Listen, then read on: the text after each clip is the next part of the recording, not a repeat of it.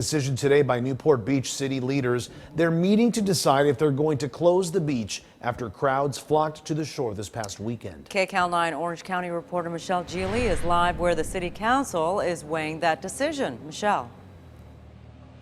That's right. This meeting started an hour ago, and I am told that it could go several more hours before there is a vote here. Now, what you need to know is that this council is voting on an emergency ordinance. So that means that a supermajority is needed. That's 5 of the 7 council members must agree to close the beaches.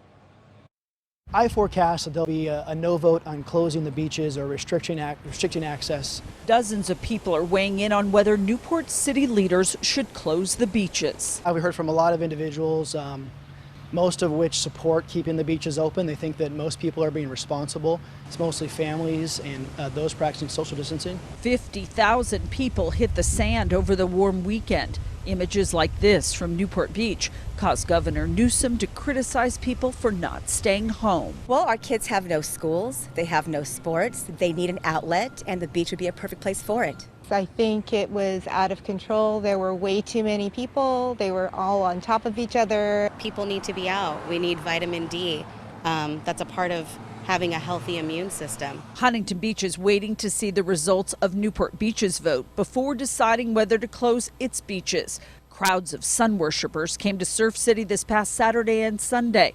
If Huntington Beach is the only beach open, that could pose major traffic issues. Because our residents already struggle with tight parking as it is. So we do have to think about that.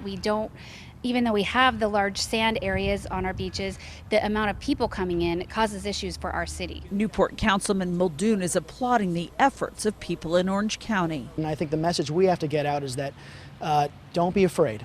We're ahead of the curve is dropping. Fear does not benefit anyone, and as a matter of fact, this is a time for hope. This is a time where we're planning to open, and stay strong and calm, and we're going to make it through it. Now, because of social distancing rules, only Councilman Muldoon is in the chambers right now, along with a few police officers and some staff members. The other city council members are in this meeting virtually. Behind me here is the Newport Beach City Hall community room.